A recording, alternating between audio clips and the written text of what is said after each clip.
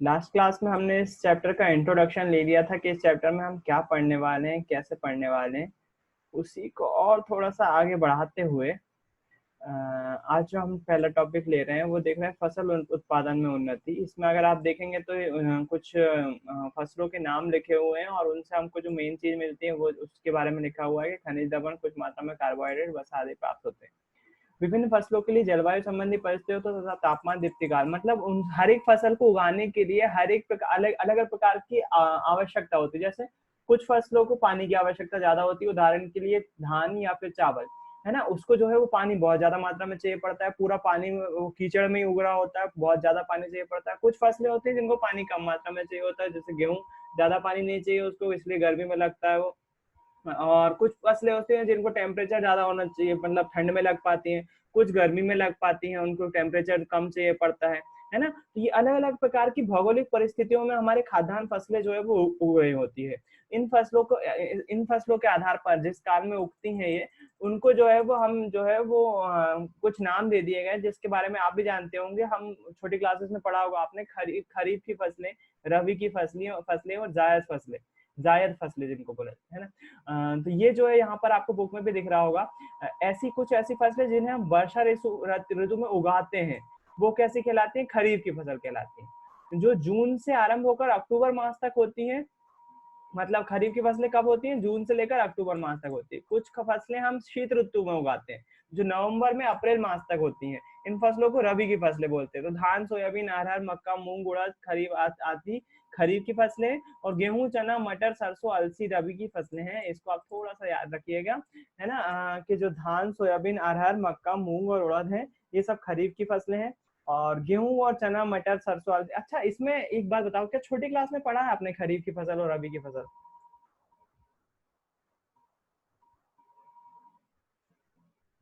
छोटी क्लास में पढ़ा होगा यार। हाँ भैया। हाँ भैया पढ़ा है। अच्छा, किस किस बच्चे को याद है कि खरीफ की फसल कौन सी होती है, रबी की फसल? या फिर सच सच बोलना, क्या ये याद रह जाती है खरीफ की फसल के नाम क्या है और रबी की फसल क्या है?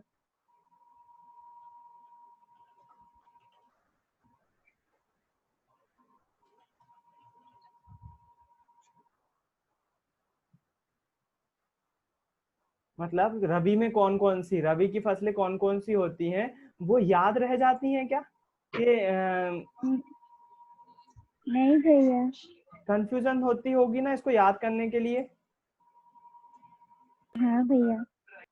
चलो, इसको सबसे पहले तो हम आज इसी की बात कर लेते हैं कि खरीफ और रबी की फसल को जो है वो याद करने के लिए कौन सी ट्रिक अपनाई जाती है ना। तो उसके लिए मैं आपको यहाँ पर एक यूट्यूब के वीडियो पर ले चलता हूँ, एक ट्रिक याद करने के लिए, जिसमें हम खरीफ और रबी की फसल जो है वो देख सकें कि कौन कौन सी होती है खरीफ की फसल, और हमको इसको याद करने की तकनीक बता रहा हूँ कि याद कैसे कर सकते हैं। उसके लिए एक यूट्यूब का वीडियो भी ले जाता हूँ मैं, शायद इसके बाद आपको हमेशा याद रह जाएंगी कि इनकी ट्रिक क्या है, इसको कैसे याद रखते हैं। तो एक जायद की फसलें होती हैं जो कि मई जून में बोई जाती हैं और जुलाई अगस्त में काट ली जाती हैं, जिसमें तरबूज, उड़द, खीरा, खरबूजा, ककड़ी, राई, मूंग, ये सारी जो है वो जायद की फसलें हैं। सुना होगा आपने, 3 प्रकार की फसलें होती हैं, रबी, खरीफ और जायद, है ना। तो जायद की फसलें जो है वो मई जून में बोई जाती है, मई जून जो है वो अभी बोई जाती है, जुलाई अगस्त में काट ली जाती है, मतलब 2-3 महीनों के लिए बोई जाती है। तो उसमें तरबूज, उड़द, खीरा, खरबूजा, ककड़ी, राई, मूंग आदि है ना। इसको याद रखने की ट्रिक क्या है?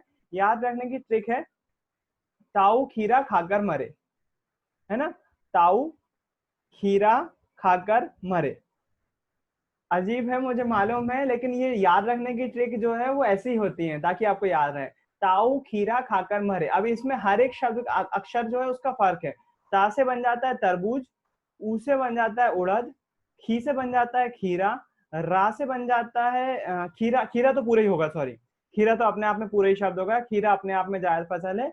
तो उसके बाद खा फिर से आ गया, तो खा से खरबूजा, का से फिर उसके बाद ककड़ी, रा से राई, माँ से मूंग, आखिरी में छोड़ देते हैं, रे का कोई मतलब नहीं होता, क्योंकि हमें जो है वो ट्रिक याद रखनी थी। तो इसको याद रखने के लिए बहुत अच्छी ट्रिक है, जायद की फसल है, याद रखेंगे ये बात। जायद की फसल की ट्रिक क्या है? ताऊ खीरा खाकर मरे। तो ता से क्या हो जाएगा? तरबूज, ऊ से उड़द, खी से खीरा, तो अपने आप में पूरे लिखा हुआ है खीरा, खा से फिर से खरबूजा, का से ककड़ी, रा से राई और माँ से मूंग। ताऊ खीरा खाकर मरे। याद रहेगा कि नहीं? है ना। तो अभी इसको अपन रिवाइज भी करेंगे। ये जायद की फसलें हो गई। कौन? ताऊ खीरा खाकर मरे। अब देख लेते हैं खरीफ की फसलें। तो खरीफ की फसलें जो है वो जून जुलाई में बोई जाती हैं। अभी जुलाई का जैसे महीना गया ना, जून जुलाई बारिश में बोई जाती है और नवंबर दिसंबर में काट ली जाती हैं। जैसे कि धान, जो चावल चावल सबसे अच्छा उदाहरण है। बारिश में बोया जाता है क्योंकि बारिश में ही उगता है। आपने शायद वाली स्टोरी सुनी होगी, एक शिष्य वाली। कौन सी थी वो, जिसमें मेड़, जो धान के खेत की मेड़ टूट गई थी तो रात में वो खुद लेट गए थे, उस पे पानी बाहर पूरा निकल ना जाए इसके लिए। शायद तिवारी मैम ने आपको सिखाई होगी छोटी क्लासेस में, सुनाई होगी वो कहानी। एक शिष्य था, उसको गुरु जो है वो रात में धान के खेत पे भेजते हैं। अब वो धान की मेड़ टूट जाती है तो उसको कुछ नहीं मिलता लगाने के लिए, तो वो खुद लेट जाता है धान की मेड़ की जगह, ताकि पानी बाहर ना आने के लिए। तो आप बता सकते हो कौन सा, किसकी? हाँ भैया सुनिए। हाँ, तो कौन की कहानी है वो? किसी को तो याद होगा। वो भैया गुरु और शिष्य की है, पर हम भूल गए। शिष्य का नाम भूल गए? भैया अरुण था शायद।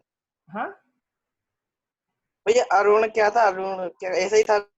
कहानी सुनी है ना। हाँ भैया वो सुनिए। कहानी से हाँ भैया। पता रहता है कि धान के खेत को जो है वो पानी बहुत ज्यादा चाहिए, पानी पूरी तरह से भरा हुआ होना चाहिए। अगर वो बालक जो है वो मेड़ पे लेटता नहीं तो शायद पूरा का पूरा पानी निकल जाता है और धान की फसल खराब हो जाती है। इससे याद आएगी धान की, है ना। लेकिन ये तो खैर है ही, धान का तो आप याद ही रखो खरीफ। लेकिन यहाँ पर ट्रिक उससे भी अच्छी है। वो ट्रिक है, अरे गधा बजा मत बजा, बाजा मत बजा, सॉरी। अरे गधा बाजा मत बजा। इसके पहले वाली क्या थी? ताऊ खीरा खाकर मरे। फिर उसके बाद अरे गधा बाजा मत बजा। किसी को बोलते हैं ना, बच्चे जो शोर मचा रहे होते हैं तो उसको बोलते हैं ना कि बाजा, शोर मत मचा, या फिर अरे गधा बाजा मत बजा। तो इसका वो क्या रहेगा?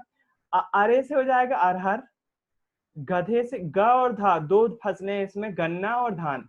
गन्ना और धान, धान मतलब चावल ही होता है बेटा। धान जो है उस चावल पे जो है वो एक परत जैसी चढ़ी रहती है, जिसको आपने शायद जब अपन हवन करते हैं तो देखा होगा, एक चावल धान आती है, उसमें मिलाते हैं धान हवन सामग्री में, है ना। धान को अगर हम उसके छिलके को निकाल देते हैं तो जो है वो चावल बन जाता है। दिवाली की पूजा में अपन एक वो करते हैं ना, फुली फुली रखते हैं। वो एक अजीब सी फुली आती है, उसके किनारों पे जो है वो एक वो लगी रहती है, पपड़ी ऐसी, देखी होगी आपने शायद।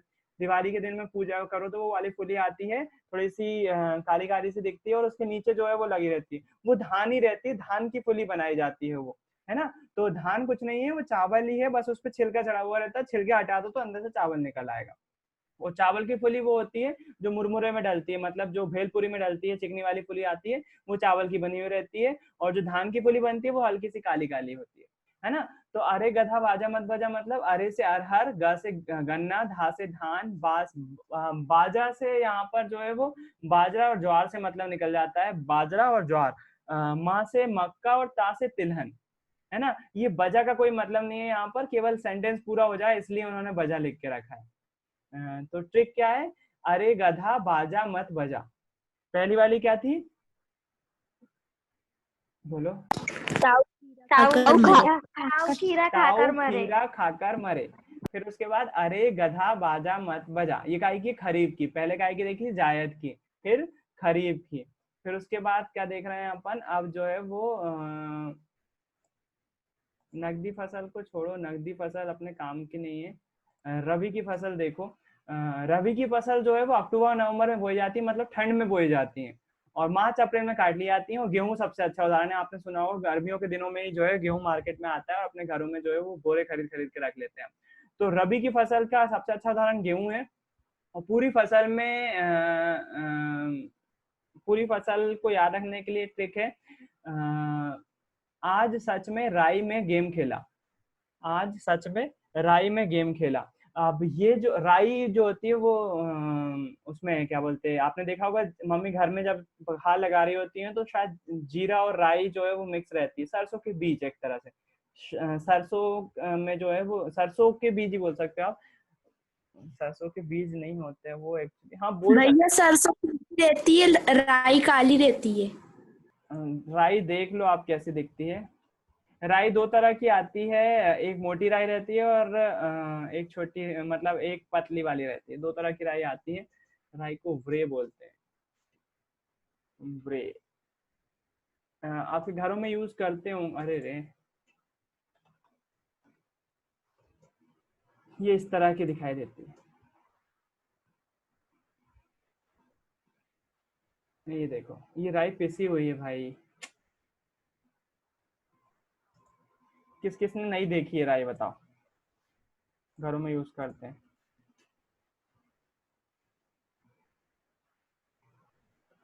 किसी ने नहीं देखी? भैया देखिए, घर पे ही तो रखी देखिए भैया, देखिए बोलेगा कौन? ये देखो, इस तरह के दाने होते हैं, गोल गोल, जीरे के साथ मिक्स रहते हैं, बहुत सारी जगह देखे। तो ये राई के दाने ऐसे होते हैं कुछ, है ना। तो ये राई जो है उसको याद रखने के लिए जो है वो यहाँ पर बनाया हुआ है। इसको याद रखने के लिए ट्रिक क्या है? आज सच में राई में गेम खेला। में जो है इसमें कोई में और खेला का कोई मतलब नहीं है, बाकी का देख लेते हैं। आज का मतलब हो जाएगा आलू और जौ, है ना। अच्छा, ये जरूरी नहीं है जो इन्होंने लिख दिया है वही आपको ट्रिक वही याद रखना है, उसके अलावा कुछ नहीं हो सकती। बिल्कुल हो सकती है, 100% हो सकती है। आपको जरूरी नहीं है ये याद रखना है, लेकिन इन्होंने बना दिए तो अपन जो है, मैं बता रहा हूँ, आप इस तरह से भी याद कर सकते हो चीजों को, और करना पड़ेगा। सोशल साइंस में बहुत सारी चीजें ऐसी याद करना पड़ेंगी आपको, है ना। तो इसका क्या हो जाएगा? आज सच में राई में गेम खेला। आ का आलू, जा से जौ, सा से सरसों, चा से चना, में और में खाली रहता है, राई पूरा राई हो जाता है। गेम मतलब गे से गेहूं और माँ से मटर। खेला का कोई मतलब नहीं है क्योंकि वो काले अक्षरों में लिखा हुआ है। तो आज सच में राई में गेम खेला। तो जो ट्रिक्स बनाते हैं ना, उसका हो सकता है हमारी निजी जिंदगी से या फिर जो हमारी पर्सनल लाइफ होती है उससे कोई लेना देना ना हो, हमको तो याद रखना है बस। उसमें याद रखने के लिए हमको कोई सा भी तरीका अपनाए, तो ये एक तरीका हो सकता है जिसमें जो है वो हम चीजों को याद रख सकें, है ना। तो अब जो है वो एक बार अपन रिवाइज कर लेते हैं। चलो फिर पहला जायद की फसल के बारे में बात कर लेते हैं। जायद जायद जायद का उदाहरण बताओ कोई, क्या था जायद का शॉर्ट ट्रिक? ताऊ खीरा खाकर मरा। अब मैं जिससे पूछूंगा वही बताएगा। ताऊ खीरा खाकर मरे। रा से कोई मतलब नहीं निकल रहा था यहाँ पर, है ना। चलो ता से क्या था बताओ कोई, नाम ये बताओ। तरबूज। तरबूज। चलो ठीक है, सबने बता दिया तरबूज। फिर उसके बाद ऊ से क्या था? उड़द। उड़द, बहुत अच्छे। खीरा तो अपने आप में पूरा एक है। फिर उसके बाद खा से क्या था? खरबूज। खरबूज, खरबूज, बहुत अच्छे। का से क्या था? ककड़ी। ककड़ी, बहुत अच्छे। ककड़ी। रा से? राई। राई। अच्छा, दो जगह आई क्या राई? मुझे भी ऐसा लगा था कि जायद की फसलों में भी आई थी राई और रबी की फसलों में भी आई है राई, दो जगह आई थी राई। हाँ, सही है राई, बिल्कुल बेटा। जरूरी थोड़ी ना है कि जायद की फसल है तो खरीफ रबी नहीं हो सकती, वो बिल्कुल हो सकती। तो रा से राई ही है। माँ से क्या था? मूंग। नहीं, मूंग था, सही था। क्या मूंग था? बिल्कुल बिल्कुल सही है, बिल्कुल सही है बेटा, मैं गलत हूँ। माँ से जो है वो मूंग था, बिल्कुल सही है। जायद की फसलें आपने बिल्कुल सही पहचानी है। अगली फसल के बारे में बात कर लेते हैं। अपन ने देखी थी खरीफ। खरीफ का ट्रिक बताओ क्या था भैया? अरे गधा बाजा मत बजा। अरे गधा बाजा मत बजा। अरे गधा बाजा मत बजा। बजा का कोई मतलब नहीं था यहाँ पर, है ना। बजा का कोई मतलब नहीं था। नहीं नहीं, बजा का नहीं था।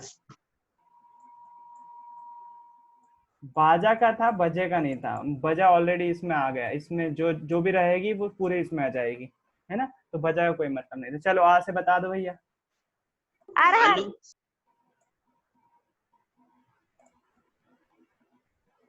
भैया अरहर। अरहर, बिल्कुल सही है बेटा। फिर उसके बाद रा से? अरहर। भैया आ और रा एक ही थे। एक ही थे, बिल्कुल सही है। आ और रा एक ही थे, इससे अरहर, है ना। अरे अरे से जो है वो एक बन रहा था अरहर। ग से? गन्ना। गन्ना। गन्ना, बहुत अच्छे। धा से? धान। धान, बिल्कुल सही। बा से? बाजरा। बाजरा। ये पूरा बाजरा। और जा से? ज्वार ज्वार बिल्कुल, बाजरा और ज्वार, बिल्कुल ये दोनों हो गए। माँ से मक्का माँ से मक्का, बहुत अच्छे। और लास्ट ता बचा हुआ है, तिलहन। तिलहन, बहुत अच्छे। ता से तिलहन था, है ना। यहाँ पर आपकी मेमोरीज की परीक्षा हो जा रही है कि मेमोरीज। अच्छा, ये तो स्क्रीनशॉट लेके तो नहीं रख दिया, देखिएगा बंद तो कर दे भैया। क्या हुआ भैया। अब एक दिन में बोल बेटा अभिषेक, आप अपना साउंड बंद कर लिया करो बेटा, बोलने के बाद माइक में बोलने के बाद बंद कर लिया करो साउंड। आपके घर का साउंड आने लगता है, शायद आप पे डांट पड़ रही है, वो अच्छा नहीं लगता। जी भैया। खरीफ के बाद जो है वो आ जाता है आखिरी बात, वो आ जाती है रबी की बात। चलो रबी की ट्रिक और बता दो, आखिरी क्या थी। अरे आज सच में राई में गेम खेला। आज सच में राई में गेम खेला। आज सच में राई में गेम खेला। खेला वर्ड यहाँ पर वैसा था, कोई मतलब नहीं था जिसका। और में भी जो है ये दोनों भी कोई मतलब नहीं थे इनके। आज सच में राई में गेम खेला। चलो भैया आंसर बता दो। आ से आलू आलू। जा से जौ, बहुत अच्छे। सा से सरसों सरसों। चा से चना चना, बिल्कुल सही। राई पूरा अपने आप में एक फसल हो गई। गे से गेहूं गेहूं। माँ से मटर मटर, बहुत अच्छे बेटा। तो मेरे ख्याल से आपको ये 3 लाइनें याद रहेंगी। ताऊ खीरा खाकर मरे, अरे गधा बाजा मत बजा, आज सच में राई में गेम खेला। तो इससे क्या याद हो जाएगा आपको, खरीफ, रबी और जायद की फसलों के नाम याद हो जाएंगे। और इसमें शायद आपको कभी कंफ्यूजन अब नहीं होगी अगर इसको बार बार रिपीट करते रहोगे। कभी कभी मस्ती मजाक में बोल लिया करो एक दूसरे से, अरे बाजा मत बजा, है ना, अरे गधा बाजा मत बजा, है ना। कोई मस्ती करे ना तो उससे अरे गधा बाजा मत बजा। और अगर कोई मतलब कोई ऐसे मजाक मस्ती में आज ताऊ जी खीरा खाकर मरे, तो और रिपीट करते रहा करो, बार बार मस्ती मजाक में रिपीट करते रहा करो, जिससे आपको जो है कभी कंफ्यूजन नहीं हो और ट्रिक्स से याद रहे। ये ट्रिक्स भी सुनने में बहुत अच्छी लगती है, लेकिन हम धीरे धीरे भूल जाते हैं। आप में से भी कई बच्चे भूल जाएंगे, है ना, या फिर कंफ्यूज हो जाएंगे, आज से आलू था क्या अरहर था, है ना, उसमें कंफ्यूजन होगा। तो बार बार रिपीट करोगे तभी याद रहेंगे, नहीं तो नहीं रहेंगे। चलो, एक तो ये बात यहाँ पर हो गई कि खरीफ रबी की फसलें जो होती हैं वो अलग अलग टाइम पे उग रही होती है हमारे यहाँ। तो उसके बाद जो है एक और चीज यहाँ पर लिखी हुई है, भारत में सन 1952 से, जब से हमारे यहाँ जो है आजादी, हमको संविधान लागू हो गया 1952 से, उस आजादी के बाद से 1952 से 2010 तक कृषि भूमि में 25% की वृद्धि हुई है, जबकि अन्न की पैदावार में 4 गुना वृद्धि हुई है। मतलब उस टाइम जितनी कृषि भूमि थी उससे 25% बढ़ गई है कृषि भूमि हमारे यहाँ भारत में। और उससे भी अन्न की पैदावार जो है, मतलब जो अन्न उगता था, मतलब जो गेहूं वगैरह उगता था, उसमें जो 4 गुना वृद्धि हुई है। मतलब जितना पहले उगता था उससे 4 गुना अभी उग रहा है। अब ये पैदावार में उन्नति, तो ये पैदावार में उन्नति कैसे हुई है ना। तो इसमें जो है वो हम कृषि में शामिल प्रणालियों के विषय में चर्चा करते हैं, उनको 3 चरणों में बांट देते हैं, जिसमें बीज का चुनना, दूसरी फसल उसका उचित देखभाल, और तीसरा खेती में उगी फसल की सुरक्षा और कटी फसल से होने वाली हानि को रोकना। पूरी जो हमारी वृद्धि हुई है अभी तक कृषि भूमि में या फिर फसल में पैदावार में जो वृद्धि हुई है, उनको 3 भागों में बांट दिया, और पूरा चैप्टर इन 3 ही भागों के बारे में है ना। मतलब 50% कोर्स खत्म हो जाएगा इस चैप्टर का, जिसमें ये 3 बातों के ऊपर। पहला, बीज का चुनाव कैसे करें, कौन से बीज को बोना चाहिए, बीज अच्छा कैसे होना चाहिए, उसके बारे में बात करने वाले हैं। उसमें संकरण एक महत्वपूर्ण प्रणाली है, उसके बारे में आज हम मेनली बात करेंगे, है ना। दूसरा जो है फसल की उचित, एक बार बीज बो दिया तो हल्की सी फसल उग जाएगी, उस उचित फसल, उसमें जो है वो कीड़ा ना लगे, उसमें जो है कोई जानवर खा ना ले, उसको जो है वो अच्छे से वो पैदावार हो सके, उसमें कोई पानी की कमी ना हो। इन सभी के लिए जो है वो दूसरी मेथड, दूसरी चीज के बारे में बात करेंगे, जिसको बोलते हैं फसल की देखभाल। बोल रहे हैं कि फसल एक बार उग गई तो उसकी देखभाल करना। अच्छा, तीसरी इंपॉर्टेंट चीज क्या है, एक बार फसल उग गई, गेहूं या फिर जो भी फसल जो है वो उग गई है, तो उसको स्टोर करके कैसा रखा जाए, अच्छे से उसका स्टोरेज कैसे किया जाए जिससे वो खराब ना हो। जैसे आप लोग कई बार न्यूज सुनते होंगे, पेपर में आती है बार बार, कि जो हमारे गेहूं उगता है वो गेहूं जो है वो पड़ा पड़ा खत्म हो गया, या फिर पड़ा पड़ा जो है वो नष्ट हो गया, है ना। कई बार पेपर में खबर आती है कई टनों से गेहूं जो है वो बारिश में भीग कर जो है वो सड़ गया, ऐसी खबर आती है। तो वो ना हो, उसके उससे बचने के लिए अच्छा, कई बार जो है वो आपके घर में भी ऐसा होता है, गेहूं अगर रखा रहता है या दाल वगैरह रखी रहती है तो उसमें छोटे छोटे कीड़े लग जाते हैं,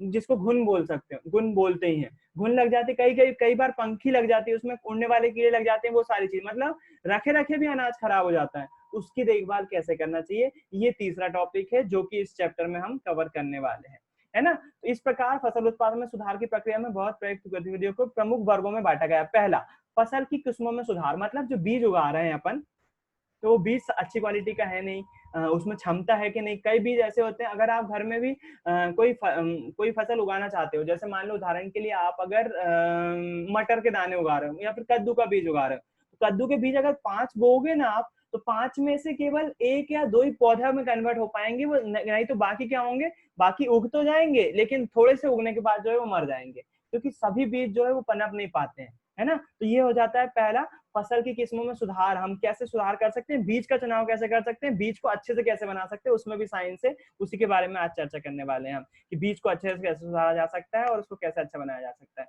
दूसरा टॉपिक आएगा फसल उत्पादन प्रबंधन। एक बार फसल उग गई तो उसका उत्पादन में वृद्धि हो सके, या फिर उसमें कीड़े वगैरह ना लगे, उसकी जो है वो ग्रोथ ना रुके, उसको पानी कितना देना है, धूप कितनी देना है, उसमें खाद उर्वरक की कितनी आवश्यकता है, उन सब की जरूरत कितनी है, उसको हम देखेंगे फसल उत्पादन प्रबंधन में। और तीसरा और आखिरी आएगा इस चैप्टर के आधे पोर्शन का आखिरी आएगा, फसल सुरक्षा प्रबंधन। एक बार फसल उग गई तो उसकी सुरक्षा कैसे की जा सकती है, उसको स्टोर कैसे किया जा सकता है, उसका भंडारण कैसे किया जा सकता है ना। तो इन 3 चीज के बारे में चर्चा करेंगे। और जो आखिरी 50% पोर्शन रहेगा वो एनिमल्स के ऊपर रहेगा, कि खेती के साथ साथ जो है वो पशुपालन कैसे किया जाता है, तो वो अलग पोर्शन पे आएगा। अभी हम केवल खेती की बात करेंगे। तो पहला, फसल की किस्मों में सुधार।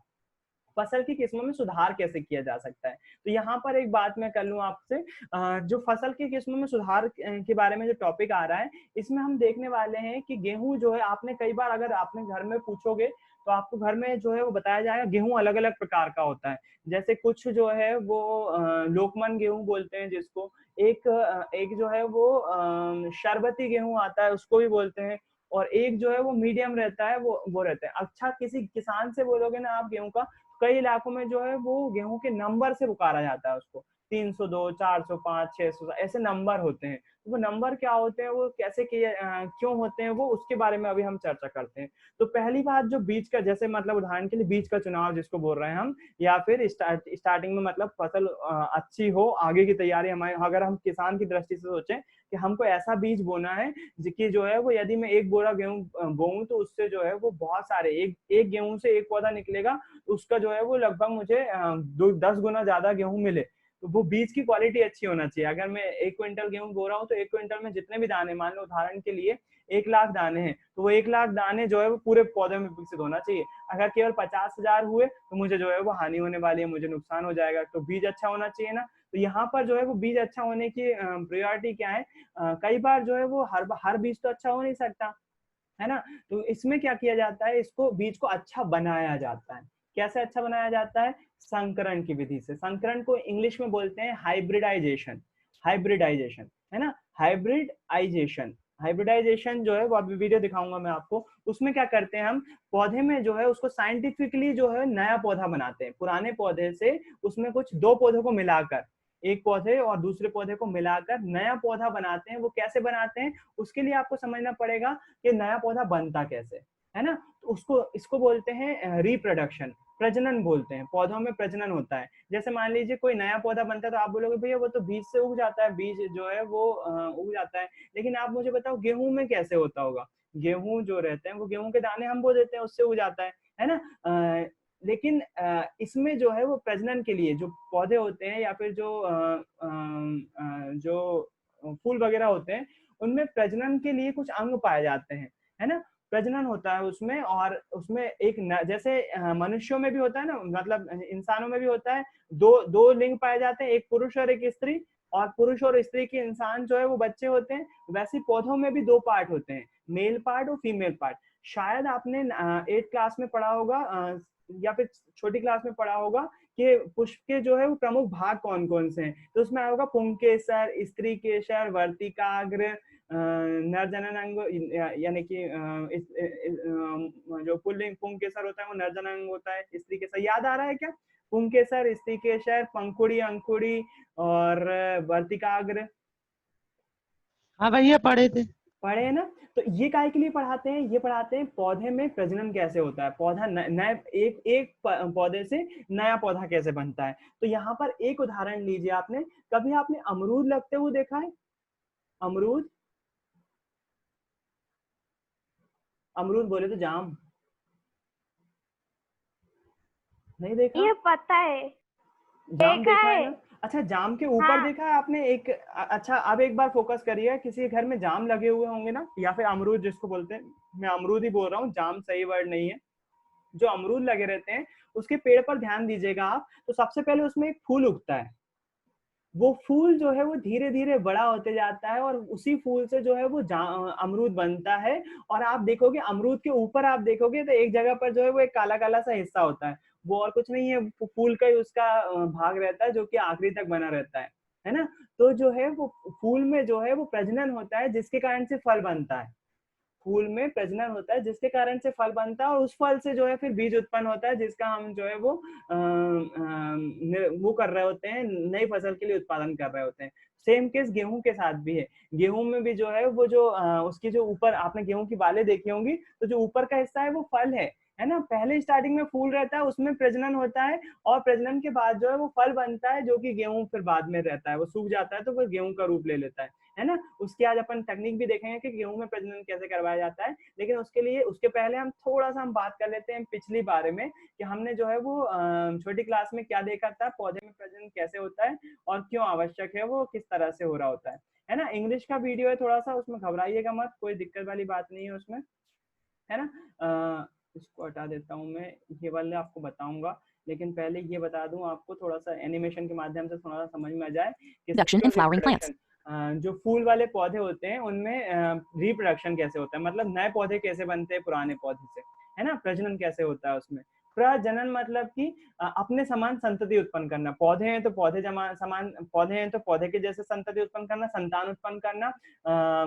जो अगर जानवर है तो जानवर के जैसे संतान उत्पन्न करना, जैसे गाय की जो बच्चा होगा वो गाय ही होगा, कुत्ते का बच्चा जो है कुत्ता ही होगा, भैंस का बच्चा जो है वो भैंस या भैंसा ही होगा, है ना? तो और जैसे इसी प्रकार इंसान का बच्चा इंसान ही होगा। और फसलों में भी ऐसे ही होता है, पौधों में भी ऐसे ही होता है। एक पौधे का बच्चा यानी कि जो बीज है वो नई प्रकार के जो है वो उसी प्रजाति के जाम का पौधे जो फल बनेगा वो जो है वो जाम का पेड़ ही उत्पन्न कर पाएगा उसी प्रकार से, है ना? इसको बोलते हैं प्रजनन, अपने समान संतति उत्पन्न करना। तो पौधों में भी होता है ये प्रजनन, देखते हैं कैसे होता है। Let us learn about the male and female reproductive parts of flowering plants. Stamen is the male reproductive part of the flower. English में नाम मिल रहे हैं, कोशिश करो समझने की, आपको थोड़ा थोड़ा याद आ जाएगा क्योंकि थोड़ा सा बड़ी क्लास का वीडियो है। जितना समझ में, नाम याद रखने की बिल्कुल भी जरूरत नहीं है आपको, केवल पार्ट्स पे ध्यान दो, क्योंकि मैंने भी हिंदी मीडियम से पढ़ा है तो मुझे भी ये बायो का जो है वो थोड़ा सा एडवांस लेवल का है, आपके लेवल से थोड़ा सा बाहर का है, इसलिए कोई जरूरी नहीं है आपको नाम याद हो, है ना? मेल रिप्रोडक्टिव पार्ट यानी कि इसको बोलते हैं पुंकेसर, जो आपने शायद पढ़ा होगा पुंकेसर। पुंकेसर के भी कुछ भाग होते हैं, है ना? पुंकेसर के जो है It consists of the anther and ये जो ऊपरी वाला भाग होता है इसमें जो है वो बीज होते हैं, मतलब इसमें जो है वो बीजाणु होते हैं और यहाँ पर जो है एक फिलामेंट रहता है जिससे जो है ये बीजाणु जो है वो लगे हुए रहते हैं, यहाँ पर जो है वो बीज पाए जाते हैं ऊपर, है ना? पॉलीगन ग्रेन, है ना? इसको जो है वो पराग कण भी बोलते हैं, पराग कण, है ना? पराग कण। और एंथर को जहां तक है पराग कोश बोलते हैं।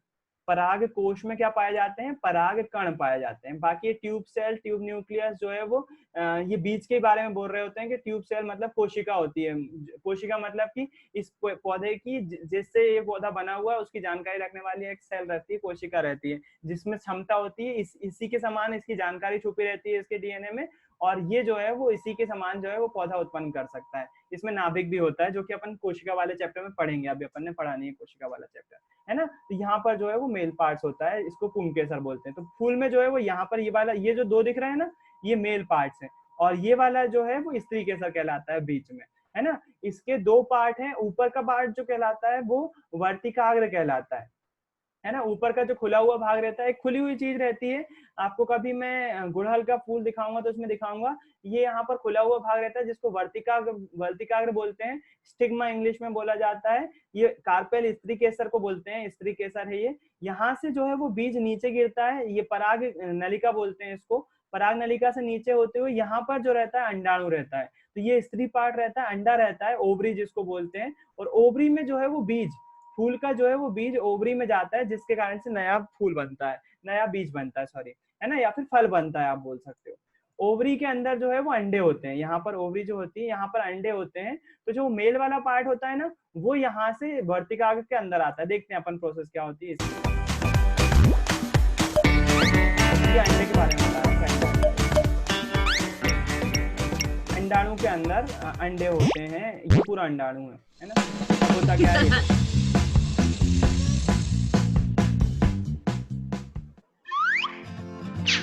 Flowers that contain both male and female reproductive parts are अच्छा, कुछ फूल ऐसे होते हैं कि जिनमें दोनों ही पाया जाते हैं, स्त्री केसर भी पाया जाता है और पुंकेसर भी पाया जाता है। लेकिन कुछ पौधे होते हैं जिसमें या तो स्त्री केसर होता है या पुंकेसर होता है ना, दोनों तरह के पौधे पाए called जाते हैं। bisexual flowers. जिनमें दोनों तरह के पाए जाते हैं उनको द्विलिंगी पौधे बोलते हैं, और जिनमें एक पाया जाता है उसको एक लिंगी बोलते हैं। 10वीं क्लास में आएगा। Hibiscus and rose are some examples of मैं bisexual. थोड़ा सा बता रहा हूँ जिसके कारण से आपको याद है।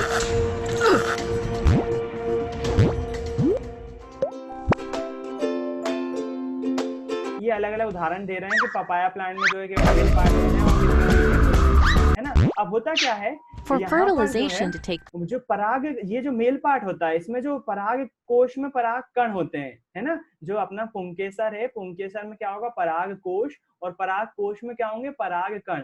ये पराग कण जो है वो किसी भी सहायता से, या तो कीड़े ले जाते हैं, जैसे भवरा जो है वो इस बीज को ले जाकर इसमें छोड़ देता है, या फिर हवा के द्वारा यहाँ पर चले जाते हैं, या फिर पानी के द्वारा, किसी भी माध्यम से ये वाले जो कण होते हैं इसके अंदर गिर जाते हैं, इसके अंदर गिरते हैं ये। place. तो ये Pollen गिरते हुए grains कहाँ चले need to जाते be हैं, transferred. ये Then जो it है, is ये देखो, called ये अंडाणु, self-pollination. ये जो पराग कण रहता है वो यहाँ स्टिग्मा पे जाता है, ये गिरा,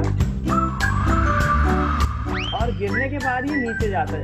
ये एनिमेशन Another, अब then कई it बार is ऐसा called होता है कि एक फूल के दूसरे फूल cross-pollination. पे भी चले जाते हैं, है ना। ये पराग दूसरे फूल के भी जा सकते हैं इसके अंदर, बिल्कुल जरूरी नहीं है कि इसी फूल के जाएं, दूसरे फूल के भी जा सकते हैं। This transfer of pollen तो grains ये जो is है done वो परागण की प्रोसेस कहलाती है। पराग कोश का पराग कोश से पराग कण का वर्तिकाग्र पे गिरना after the क्या pollen. कहलाता है, परागण कहलाता है, परागण कहलाता है ना। तो वो Grain थोड़ा सा lands on the छोड़ दो stigma. भाग को। अब ये क्या होता है, पराग वो रहता है, जो पराग कण वो जो रहता है वो The अंदर male गिरता है, कहाँ, gametes वर्तिकाग्र के travel- अंदर जाता है। अंदर जाते जाते One of जो the है male वो कहाँ gametes पहुंचता है, fuses अंडाणु with तक the पहुंचता female है। gamete, अंडाणु तक leading to पहुंचता है, fertilization. विशेषण की प्रक्रिया होती है यहाँ पर। Fertilization. मतलब मेल और फीमेल पार्ट जो The है वो मिल other रहे male होते हैं, जिसके कारण से नया जो है वो जीव का निर्माण होता है, धीरे धीरे बढ़ता जाता है, और वही फूल जो है जिसमें परागण की प्रोसेस हुई है, वही फूल काय में कन्वर्ट हो जाता है, फल में कन्वर्ट हो जाता है ना। तो क्या बनाता है, बीज का निर्माण करता है, जैसे अमरूद हो गया, है ना। तो आई होप थोड़ा बहुत समझ में आया होगा, काफी होगा, थोड़ा बहुत समझ में आएगा, क्योंकि अभी छोटे हो 10th क्लास में आओगे तो थोड़ा सा और समझ में आएगा, है ना। तो अभी तक क्या हुआ, पराग कण जो है वो पुरुष भाग से कहाँ गए, स्त्री भाग में गए, अंडाणु वाले पोर्शन में, वर्तिकाग्र से नीचे गिरे और अंडाणु पे पहुंच गए, वहां निषेचन की प्रक्रिया हुई और बीज का निर्माण हुआ, नया बीज से क्या बन जाएगा, फल बन जाएगा। ये सारी प्रोसेस जो है वो पौधे में जो है वो जनन करवाती है, नए बीज का निर्माण होगा, मतलब नए फल का निर्माण होगा, है ना। इस प्रकार से नया फल बनता है। थोड़ा बहुत समझ में आया होगा। अब प्रैक्टिकली कैसे होता है गेहूं में संकरण, या फिर गेहूं के बीज कैसे बनाए जाते हैं, उसकी वीडियो दिखाते हैं। उसके लिए एक बार फिर से जुड़ना होगा आपको सभी को, एक बार फिर से जुड़िए ताकि मैं वो वीडियो आपको दिखा सकूं। एक बार फिर से जुड़िए।